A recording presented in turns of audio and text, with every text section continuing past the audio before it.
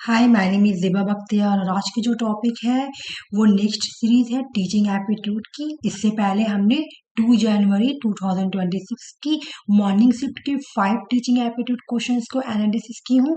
आज जो है वो 2 जनवरी 2026 इवनिंग शिफ्ट की 5 क्वेश्चन है टीचिंग एप्टीट्यूड की। तो स्टार्ट करते हैं।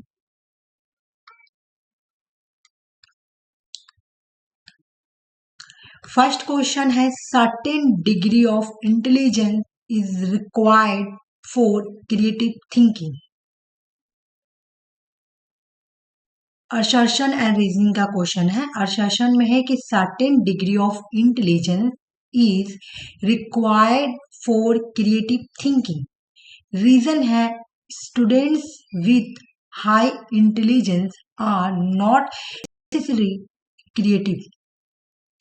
पहले असर्शन को समझते हैं कि असर्शन क्या बोल रही है। असर्शन बोल रही है क्रिएटिव थिंकिंग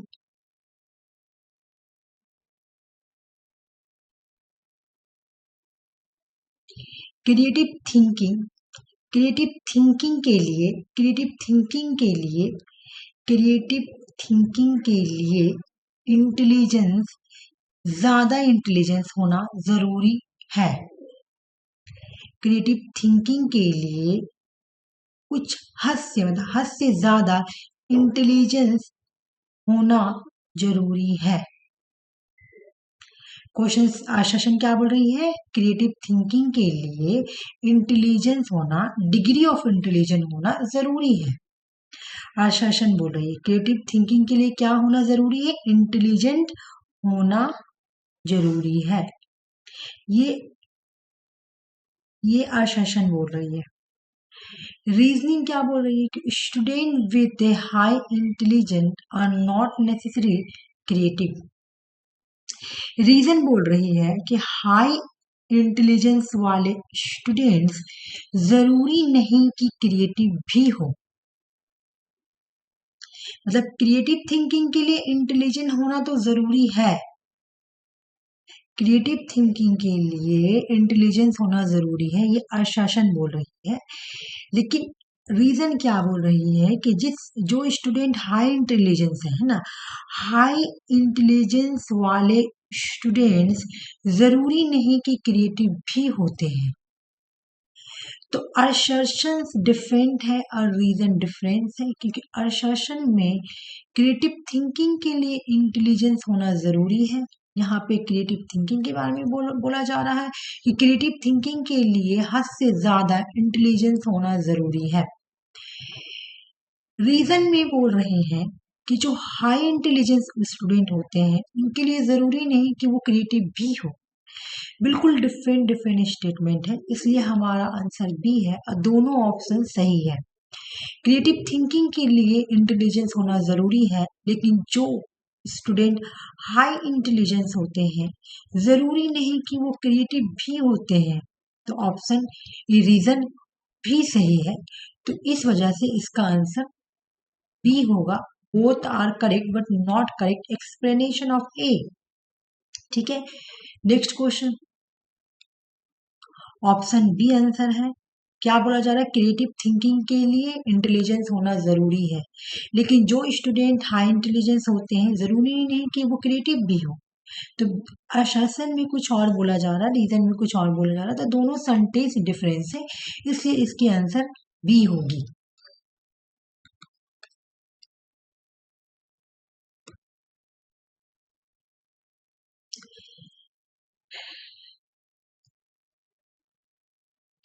लिस्ट 1 को लिस्ट 2 से मैच करना है। Writing disability. राइटिंग डिसेबिलिटी किसे बोला जाता है ना? डिस्ग्राफिया। डिस्ग्राफिया का मतलब होता है राइटिंग डिसेबिलिटी।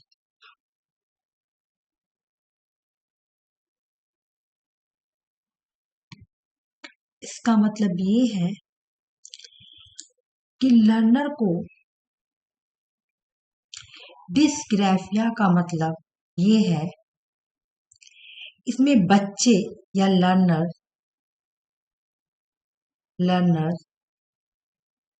लिखने में डिफिकल्टीज आती है, लिखने में डिफिकल्टीज डिफिकल्टीज आती है। हैंड राइटिंग पुअर हो, स्पेलिंग मिस्टेक ज्यादा हो रहा है, थॉट को राइटिंग में नहीं लिख पा रहे हैं, सोलो राइटिंग है, इस तरह का जब प्रॉब्लम आता है तो उसको हम लोग बोलते हैं डिस्ग्राफिया। तो इसे राइटिंग डिसेबिलिटी बोलते हैं। उसके बाद नेक्स्ट है सोशो इकोनॉमिकली डिसएडवांटेज ग्रुप। ये क्या है? सोशो इकोनॉमिक डिसएडवांटेज ग्रुप, ये क्या है? तो 2020 न्यू एजुकेशन पॉलिसी ने 2020 न्यू एजुकेशन पॉलिसी ने सोशो इकोनॉमिक डिसएडवांटेज ग्रुप को लाया था। मतलब इंडिया की नेशनल एजुकेशन पॉलिसी NEP 2020 के according socio economically disadvantage group identities के बेस पर कैटेगरीज इंक्लूड होती है। जेंडर आइडेंटिटीज के बेस पर कैटेगरीज इंक्लूड होगी, जैसे ट्रांसजेंडर, फीमेल, इन लोगों को। सोशो इकोनॉमिक डिसएडवांटेज ग्रुप में जेंडर आइडेंटिटीज के बेस पर इंक्लूड किया जाएगा, जैसे फीमेल, ट्रांसजेंडर, ये। तो सोशो इकोनॉमिक डिसएडवांटेज ग्रुप क्या है? जेंडर आइडेंटिटी से जुड़ी हुई है। ठीक है, यहाँ पे बोला गया है कि जेंडर आइडेंटिटीज के बेस पर इंक्लूड किया जाएगा। और ये कब बोला गया था? तो 2020 NEP ने 2020 न्यू एजुकेशन पॉलिसी के अकॉर्डिंग, है ना, इंडिया की नेशनल एजुकेशन पॉलिसी 2020 के according socio economic disadvantage group में जेंडर आइडेंटिटीज के बेस पर कैटेगरीज इंक्लूड होती है, जैसे फीमेल, ट्रांसजेंडर, इस तरह के। उसके बाद national mission for mentoring national mission for monitoring, ये क्या है? इसको देखते हैं। नेशनल काउंसिल NCTE, है ना, national council for teacher education को national mission mentoring, national mission, एक सेकंड,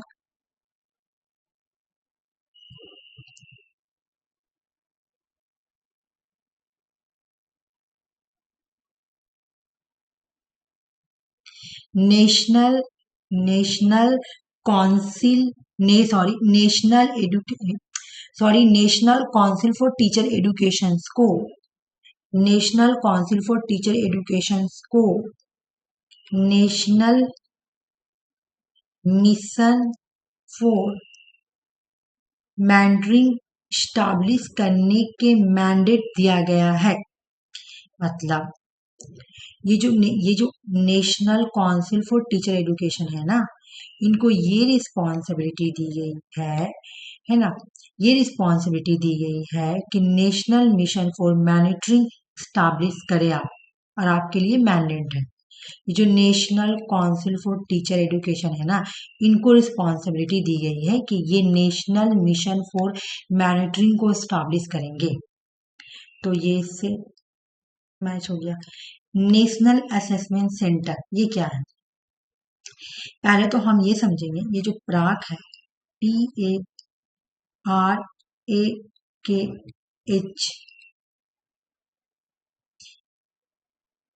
इनकी फुल फॉर्म क्या है? प्राक की फुल फॉर्म क्या है? Performance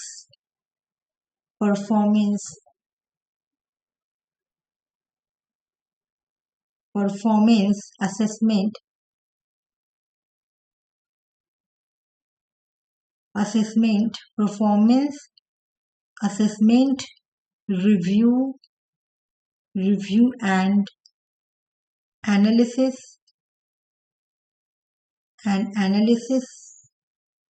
of education, sorry, of knowledge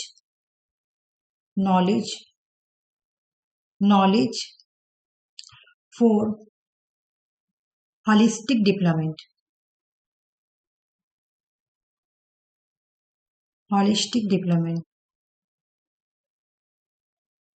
प्राग का फुल फॉर्म क्या है? Performance assessment review and analysis of knowledge for holistic development. ठीक है, ये क्या है?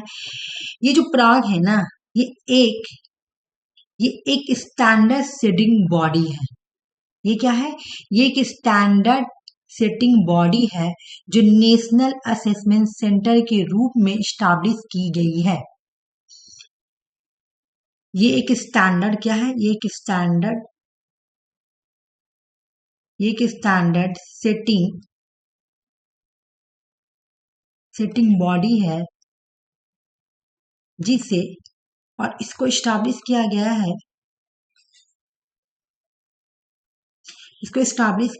है, नेशनल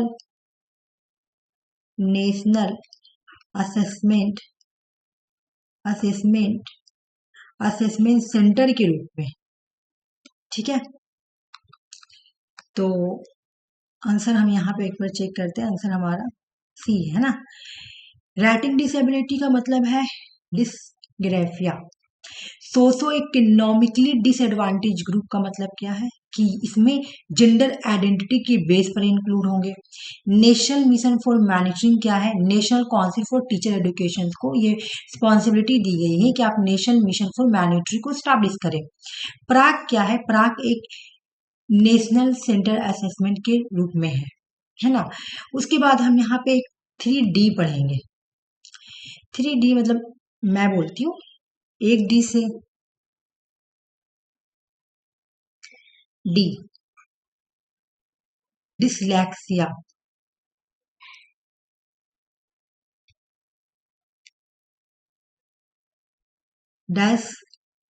डिसकलकुलिया, और नेक्स्ट है डिसग्राफिया।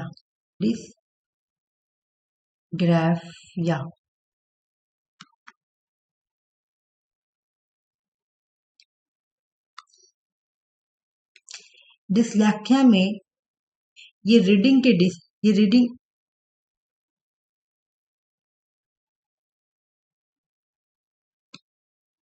डिफिकल्टीज आती है। यहाँ पर डिफिकल्टी आती है। डिस्कैल्कुलिया में मैथमेटिक्स एंड नंबर की डिफिकल्टीज आती है स्टूडेंट को या लर्नर को। डिसग्राफिया में राइटिंग की डिसेबिलिटी आती है। राइटिंग की डिसेबिलिटी या डिफिकल्टीज आती है। डायलेक्सिया क्या है? डायलेक्सिया में जब बच्चे डायलेक्सिया क्या है? जब यहाँ पे बच्चे, डायलेक्सिया क्या है? DYS है ये। डायलेक्सिया में रीडिंग और वर्ड्स समझने में डिफिकल्टीज आती है, तो इसको हम लोग बोलते हैं रीडिंग डिसेबिलिटी। डिस्कैल्कुलिया क्या है? मैथ और नंबर समझने में प्रॉब्लम आ रही है, तो इसको हम लोग बोलते हैं मैथ और नंबर की डिसेबिलिटी, डिस्कैल्कुलिया। डिसग्राफिया क्या है? Writing disability. जब बच्चे लिख नहीं पा रहे हैं, उनकी पुअर हैंडराइटिंग हो, है ना, लिख नहीं पा रहे, लिखने में डिफिकल्टीज आ रही है, तो उसको हम लोग बोलेंगे डिसग्राफिया। तो ये 3D से याद कीजिएगा। डायलेक्सिया का मतलब रीडिंग डिसेबिलिटी, डिसकैल्कुलिया का मतलब मैथ एंड नंबर डिसेबिलिटी, और डिसग्राफिया का मतलब राइटिंग डिसेबिलिटी। यहाँ पर है writing disability, dysgraphia. Dysgraphia is specific learning disability affect writing disability. मतलब जब आपको डिसग्राफिया है तो आपको राइटिंग डिसेबिलिटी का इफेक्ट पड़ेगा। आप लिख नहीं पाएंगे, आपकी राइटिंग पुअर होगी, है ना। आप थॉट को ऑर्गेनाइज नहीं कर पाएंगे, ऑर्गेनाइज वे में लिख नहीं पाएंगे। सोशो इकोनॉमिक डिसएडवांटेज ग्रुप क्या है? ये जेंडर आइडेंटिटीज, है ना। न्यू एजुकेशन पॉलिसी ने में ये जो socio economic socio economically disadvantage group है, यहाँ बोला गया था कि इसमें जेंडर आइडेंटिटीज के बेस पे ही इंक्लूड किए जाएंगे, फीमेल, ट्रांसजेंडर, इस तरह के। नेशनल मिशन जो मैंडेटरी है, तो national council for teacher education को ये दिया गया था कि आपके लिए मैंडेट है कि आप नेशनल मिशन फॉर मैंडेटरी को स्टैब्लिश करें, मतलब national council for teacher education को ये इनके लिए मैंडेट था कि आप स्टैब्लिश करें नेशनल मिशन फॉर मैंडेटरी। प्राग जो है performance assessment review and analysis of knowledge for holistic development, ये एक स्टैंडर्ड सेटिंग बॉडी है जो नेशनल असेसमेंट सेंटर के जैसा है। नेक्स्ट क्वेश्चन, पहले क्वेश्चन समझूंगी, क्वेश्चन क्या बोल रही है। As per information process approach of learning which of the following statement is not correct. Information process approach of learning से रिलेटेड इसमें से कौन सा स्टेटमेंट करेक्ट नहीं है? तो ऑप्शन 1 समझते हैं। ऑप्शन 1 क्या बोल रही है कि लर्निंग नॉलेज का कंस्ट्रक्शन, लर्निंग नॉलेज का कंस्ट्रक्शन है, लर्निंग नॉलेज का कंस्ट्रक्शन है, ठीक है, लर्निंग नॉलेज का कंस्ट्रक्शन से पहला ये बात बोला जा रहा, ऑप्शन 1। फिर बोल रहे हैं कि मेमोरी, मेमोरी जो है वो नॉलेज का स्टेज है, मेमोरी क्या है, नॉलेज का स्टेज है। ऑप्शन 3, थिंकिंग नॉलेज को लॉजिकली मैनिपुलेट करते हैं, थिंकिंग नॉलेज को लॉजिकली मैनिपुलेट करते हैं। ऑप्शन 4 बोल रहे हैं ये अप्रोच नॉलेज के टैप को कैटेगराइज नहीं करता है, ये अप्रोच नॉलेज के टैप को कैटेगराइज नहीं करता। ऑप्शन 1 क्या बोल रहे हैं कि लर्निंग नॉलेज को कंस्ट्रक्ट करता है, ऑप्शन 1। ऑप्शन 2 बोल रहे हैं कि मेमोरी नॉलेज का स्टेज है, मेमोरी क्या है, एक नॉलेज का स्टेज है। थर्ड ऑप्शन बोल रहा है थिंकिंग नॉलेज को लॉजिकली मैनिपुलेट करते हैं। फोर्थ बोल रहे हैं यह अप्रोच नॉलेज के टैप्स को कैटेगराइज नहीं करते, यह अप्रोच नॉलेज के टैप्स को कैटेगराइज नहीं करते। अब हम एक समझेंगे, एक एक करके समझेंगे। इंफॉर्मेशन प्रोसेस अप्रोच क्या है? इंफॉर्मेशन प्रोसेस अप्रोच, तो जो ये information process approach of learning है, एक्चुअल में नॉलेज को अलग अलग टाइप में कैटेगराइज करते हैं। जो ये जो अप्रोच है ना, information processing approach actually knowledge को अलग अलग टाइप में कैटेगराइज करते हैं ताकि समझा जा सके इंफॉर्मेशन को कैसे स्टोर और रिट्राइव करें। ये सब जैसे हम लोग इंफॉर्मेशन में क्या होता है कि हम लोग जैसे हम लोग कोई नॉलेज रखते हैं, जैसे कोई फैक्ट हो गया है ना, कोई डेटा हो गया, तो ये अलग अलग एक स्किल, जैसे कि टाइप्स ऑफ मेमोरी में ये आएगा information process approach of learning. तो ये नॉलेज को स्टोर करते हैं, कैटेगराइज करते हैं। बस अब इतना समझिए कि जो इंफॉर्मेशन प्रोसेस अप्रोच है, क्योंकि अगर मैं डीप पढ़ाऊंगी तो बहुत बड़ा वीडियो हो जाएगा। Information process approach actually knowledge को अलग अलग टाइप में कैटेगराइज करती है ताकि समझा जा सके, इंफॉर्मेशन को स्टोर किया जा सके। तो ऑप्शन 4 जो है ना, ये बोला कि कैटेगराइज नहीं करते हैं, तो इसलिए ऑप्शन 4 गलत है। और यहाँ पे नॉट करेक्ट स्टेटमेंट मांग रहा है, तो इसलिए ऑप्शन 4 हमारा गलत है। उसके बाद हम ऑप्शन 1 समझते हैं कि learning is a construction of knowledge, बिल्कुल सही है। लर्निंग हमारे नॉलेज को कंस्ट्रक्ट करती है, बिल्कुल। इंफॉर्मेशन को इनकोड करके है ना हमारे माइंड में रिप्रेजेंट बनाती है। जैसे हम लोग क्या करते हैं, इंफॉर्मेशन लेते हैं, इंफॉर्मेशन लेके हम अपने माइंड में एक बिल्ड कर लेते हैं कि हाँ इस तरह से ऐसे ऐसे हुआ। तो लर्निंग नॉलेज को कंस्ट्रक्ट करती, बनाती, बिल्ड करती है, भी सही है। उसके बाद नेक्स्ट है कि जो मेमोरी है ना, मेमोरी जो है, मेमोरी ये एक स्टोरेज सिस्टम है जहां नॉलेज स्टोर होता है। तो बिल्कुल सही, मेमोरी क्या है, एक स्टोरेज सिस्टम है। हम लोग मेमोरी के टाइप पढ़े थे ना कि सेंसरी मेमोरी। मेमोरी हम लोग क्या करते हैं, हम लोग को माइंड में कोई भी चीज आता है तो हम लोग उसको माइंड में रखते हैं, जैसे sensory memory, short term memory, long term memory, है ना। बिल्कुल ऑप्शन बी भी सही है। ऑप्शन बी क्या बोल रही है कि मेमोरी जो है नॉलेज को स्टोरेज करती है, तो बिल्कुल सही है। मेमोरी जो है ये नॉलेज को स्टोर स्टोर करती है। ये स्टोरेज ऑफ नॉलेज मतलब नॉलेज को स्टोर करके रखती है। कैसे? जैसे हम लोग का मेमोरी कितनी टाइप की होती है? 3 टाइप की होती है। ठीक है, एक होती है सेंसरी मेमोरी, दूसरी होती है शॉर्ट टर्म मेमोरी, तीसरी होती है लॉन्ग टर्म मेमोरी। और नॉलेज यहाँ पे स्टोर होते हैं। जब कोई बात 1 सेकंड से भी कम याद हो उसको सेंसरी मेमोरी बोलते हैं। जब कोई बात 1 सेकंड से ज्यादा याद हो उसको शॉर्ट टर्म मेमोरी बोलते हैं। जब कोई बात या कोई इवेंट जो लॉन्ग टर्म तक आपके मेमोरी में याद है उसको लॉन्ग टर्म मेमोरी बोलते हैं। तो बिल्कुल मेमोरी नॉलेज को स्टोर करती है। कोई फैक्ट को याद करना, कोई इन्फॉर्मेशन को याद करना, ये लॉन्ग टर्म मेमोरी में आता है। तो बिल्कुल ये भी सही है, मेमोरी नॉलेज को स्टोर करती है। थिंकिंग जो है वो नॉलेज को लॉजिकली मैनिपुलेट करती है। बिल्कुल ये भी सही है ना? ये प्रोसेस है जिसमें स्टोरेज नॉलेज को यूज करते हैं और प्रॉब्लम सॉल्व किए जाते हैं या डिसीजन लिए जाते हैं। जब हमारे पास कोई नॉलेज होता है तो उसको हम लॉजिकली मैनिपुलेट कर कर उसको समझते हैं। तो वो माइंड से ही हम लोग करते हैं। जब कोई नॉलेज लेके अच्छे से समझते हैं, उसको अच्छे से लिखते हैं, तो वो क्या करें, मैनिपुलेट करके लिख रहे हैं, है ना? किसी चीज को एक्सप्लेन करना, है ना? जैसे अभी मेमोरी के बारे में, व्हाट इज ए मेमोरी, तो मेमोरी के बारे में पूरा एक्सप्लेन करना, उसको अच्छे से समझ समझ कर लिखना, वो क्या है, अपने माइंड से मैं लिखूंगी ना। तो नॉलेज जो है लॉजिकली मैनिपुलेट, थिंकिंग जो है नॉलेज को लॉजिकली मैनिपुलेट करती है। तो ऑप्शन सी भी सही है। और ऑप्शन 4 क्या बोल रहा है कि ये अप्रोच मतलब जो information processing approach of learning है, ये नॉलेज के टाइप को कैटेगराइज नहीं करती, जबकि गलत है, ये कैटेगराइज करती है, नॉलेज के टाइप को कैटेगराइज करती है। तो लर्निंग जो है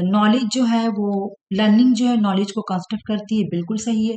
मेमोरी जो है नॉलेज को स्टोर करती है, बिल्कुल। Sensory memory, short term memory, long term memory, इन सब में हमारा मेमोरी जो है स्टोर होता है। हम जो नॉलेज लेते हैं, जैसे हमको कोई फोन नंबर देता है तो हम थोड़ी देर के लिए, शॉर्ट टर्म तक के लिए मेरे माइंड में रहता है, तो इसको शॉर्ट टर्म मेमोरी बोलेंगे। लॉन्ग टर्म मेमोरी मतलब क्या, हम कोई कोई इवेंट याद कर रहे हैं, कोई एयर याद कर रही हूँ, कोई नॉलेज ले रही हूँ ना, कि कोल्ड वार का एंड कब हुआ, 1991 में कोल्ड वार का एंड हुआ, ये हमारे माइंड में स्टोर हो गया लॉन्ग टर्म के लिए। तो ये सब स्टोरेज है मेमोरी में हमारा।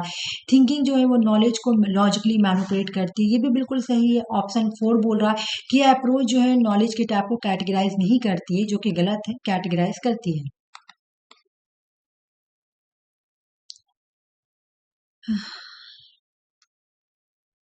यहाँ पे बोला है कि एक्चुअली इंफॉर्मेशन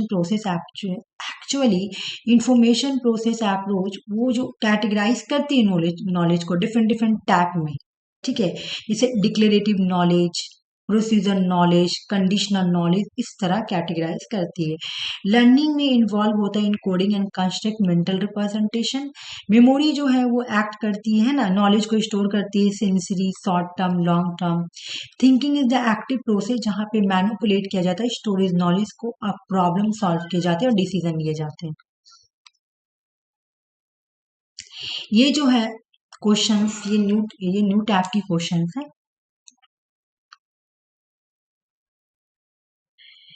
इसको क्रोनोलॉजिकल ऑर्डर में लोअर ऑर्डर से हायर ऑर्डर तक लगाना है। इसको हम समझेंगे ये क्या है। इसको पंच कोसा बोला जाता है। इसको पंच, PNCH, कोशा, पंचकोशा बोला जाता है। ये एक इंडियन फिलॉसफी है जिसको पंचकोशा बोला जाता है, जिसमें इंसान को 5 लेयर्स बताए गए हैं। जिसमें इंसान के बारे में 5 लेयर्स बताए गए हैं कि फिजिकल लेयर वो कैसे बिलीफ तक पहुंचता है। पंचकोशा क्या है? ये कॉन्सेप्ट इंडियन फिलॉसफी पंचकोशा से आता है, जिसमें इंसान के 5 लेयर्स बताए गए हैं, फिजिकल से लेकर अंत तक। ठीक है, अब ये लेबर को हमको लोअर लेबर से लेकर हाई लेबर तक जाना है। ठीक है, फर्स्ट लेबर को क्या बोला गया है? फर्स्ट लेबर को बोला गया है अनाम्या कोशा, यानी फिजिकल से। ठीक है, अनाम्या कोशा यानी अनामिया कोशा यानी फिजिकल से, ये सबसे लोअर है, ऑप्शन सी। उसके बाद है परिणाम्य कोश यानी virtual visual set, option B. Next है मनोमय कोश मेंटल सीट, ऑप्शन ई।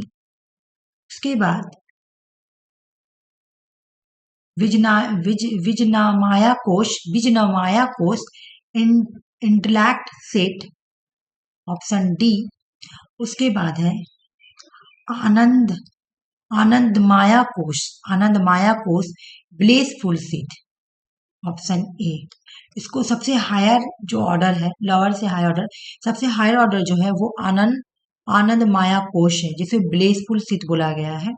और सबसे लोअर जो है वो है आपका अनामाया कोश, जिसे फिजिकल सीट बोला गया है। ठीक है, तो इसका आंसर ऑप्शन बी है। देख सकते हैं कि panchkosh of 5 sheath of personality from the outermost यानी lower order of the innermost higher order, option C B E D E. Next question है being a constructive teacher you will not do what. इनमें से constructive teacher इनमें से क्या नहीं करते हैं, क्वेश्चन ये बोल रहा है। क्वेश्चन क्या है, इनमें से कंस्ट्रक्टिव टीचर क्या नहीं करते हैं। सबसे पहले तो हम ये समझेंगे कि कंस्ट्रक्टिव टीचर्स होता क्या है, किसे बोलते हैं। ठीक है, उसके बाद में आगे बताऊंगी।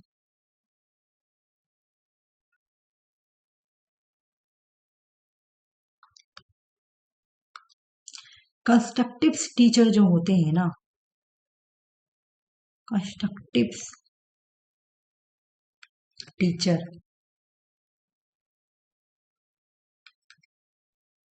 स्टूडेंट को एक्टिवली पार्टिसिपेट करवाते हैं। ये क्या करवाते हैं,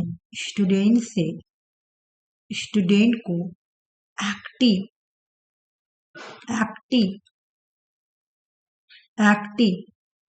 पार्टिसिपेशंस करवाते हैं।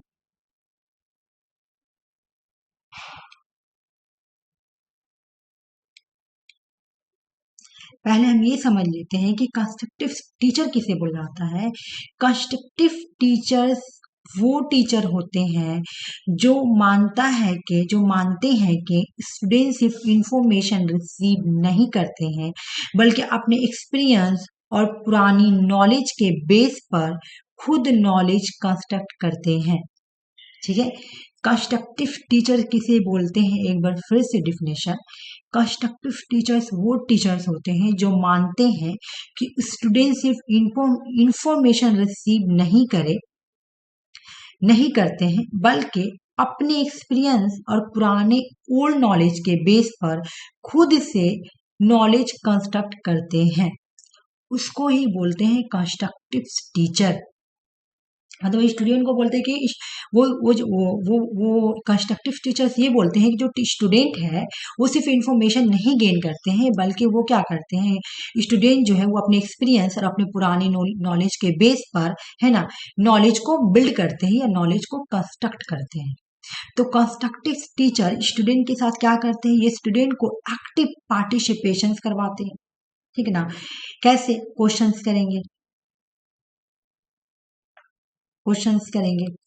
ठीक है, डिस्कशंस करेंगे, है ना। तो इस तरह से एक्टिवली पार्टिसिपेट होगा ना।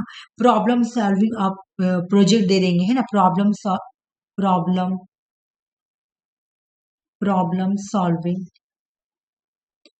है ना, प्रॉब्लम सॉल्विंग प्रोजेक्ट पर फोकस करवाएंगे, न्यू नॉलेज देंगे स्टूडेंट को, है ना। न्यू नॉलेज को स्टूडेंट की पुराने नॉलेज से कनेक्ट करवाते हैं। क्या करेंगे, न्यू नॉलेज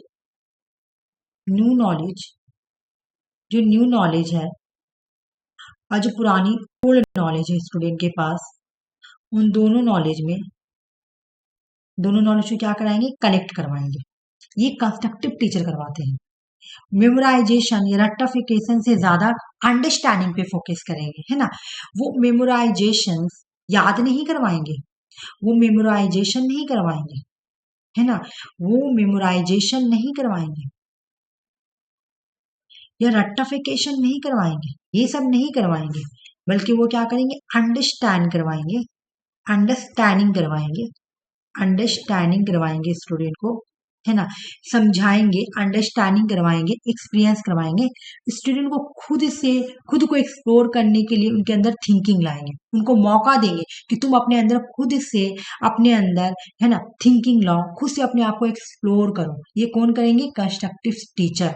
अब क्वेश्चन देते हैं, make your learner more active. एक एक ऑप्शन पहले समझते हैं। लर्नर को ज्यादा एक्टिव बनाना, कंस्ट्रक्टिव टीचर का रोल इनमें से कौन सा नहीं है। ऑप्शन 1 बोल रहा है कि लर्नर को बहुत ज्यादा एक्टिव बनाना। अभी हम पढ़े कि जो कंस्ट्रक्टिव टीचर्स होते हैं वो लर्नर को बहुत ज्यादा एक्टिव बनवाते हैं, पार्टिसिपेशन करवाते हैं, क्वेश्चंस करते हैं, डिस्कशंस कराते हैं, प्रॉब्लम सॉल्विंग प्रोजेक्ट देते हैं, न्यू नॉलेज ओल्ड नॉलेज को कनेक्ट करके उनके अंदर अंडरस्टैंडिंग क्रिएट करते हैं, एक्सपीरियंस उनको करवाते हैं ना, खुद से एक्सप्लोर करने की अपॉर्चुनिटी देते हैं ना, तो ये तो बिल्कुल सही है। ऑप्शन 2 क्या बोले, लर्नर को अपॉर्चुनिटी देते हैं, लर्नर को अपॉर्चुनिटी देना कि जो नया है ना, जो न्यू जो न्यू कहा गया, हाँ, to learner to integrate what is the person and what they already know, मतलब न्यू नॉलेज को पुरानी नॉलेज के साथ जोड़ना, ये अपॉर्चुनिटी देते हैं लर्नर को। ऑप्शन बी बोल रहे हैं कि लर्नर को मौका देना कि जो नया पढ़ाया गया है और उसे अपने पहले के नॉलेज से जोड़ सको, मतलब giving opportunity to learner integrate what is the person. तुमने पर्सन क्या पढ़ा और तुम पहले से क्या जानते हो, दोनों को क्या कर दो, इंटीग्रेट कर दो, यानी नए नॉलेज को पुराने नॉलेज के साथ जोड़ दो, इंटीग्रेट कर दो। गिविंग अपॉर्चुनिटी, लर्नर को ये अपॉर्चुनिटी देते हैं कि तुम क्या करो, व्हाट इज द पर्सन, तुमने अभी क्या जाना, तुमने अभी क्या पढ़ा, तुमने अभी नॉलेज क्या लिया, पर्सन तुमने अभी क्या नॉलेज लिया, क्या पढ़ा, और ऑलरेडी तुम क्या जानते हो, उन दोनों को मिलाकर इंटीग्रेट कर दो। तो कंस्ट्रक्टिव टीचर ये भी करते हैं, है ना। ऑप्शन सी क्या बोल रहे हैं कि लर्नर को ऐसे पर्सन मानना जो खुद नॉलेज कंस्ट्रक्ट करना, मतलब वो जानते हैं, लर्नर को वो कंसिडर करते हैं कि तुम नॉलेज खुद से ही कंस्ट्रक्ट कर सकते हो, है ना, नॉलेज खुद से ही कंस्ट्रक्ट कर सकते हो। लर्नर को ऐसा पर्सन मानते हैं, ऐसा कंसिडर करते हैं कि तुम नॉलेज को खुद से ही कंस्ट्रक्ट कर सकते हो, खुद से ही तुम खुद से ही मीनिंग को समझ सकते हो। कंसिडर लर्नर्स, टीचर जो है ना, कंस्ट्रक्टिव टीचर जो है ना, वो कंसिडर करते हैं कि learner as a sense make who construct knowledge, learner ऐसा लर्नर है जो खुद से ही नॉलेज को कंस्ट्रक्ट कर सकता है, खुद से ही किसी भी मीनिंग को अंडरस्टैंड कर सकता है ना। तो ये भी सही है, कंस्ट्रक्टिव टीचर लर्नर को ऐसे बनाते हैं कि वो अपना नॉलेज खुद से कंस्ट्रक्ट कर सके, खुद से अपने आप को एक्सप्लोर कर सके, खुद से ही किसी मीनिंग को समझ सके। तो ऑप्शन सी भी सही है। Giving a study material to learner recall and content proficiently, मतलब लर्नर को स्टडी मटेरियल दे दिया जाता है कि तुम इसको अच्छे से याद करो, रिकॉल करो, है ना। जबकि मैं शुरू में ही बोली कि मेमोराइजेशन और रट्टाफिकेशन नहीं करवाता है, रिकॉल नहीं करवाता। रिकॉल मतलब मेमोराइजेशन या रट्टाफिकेशन कराना। यहाँ पे बोला ऑप्शन 4 की जो कंस्ट्रक्टिव टीचर है वो स्टूडेंट को स्टडी मटेरियल दे देता है लर्नर को कि तुम रिकॉल करो।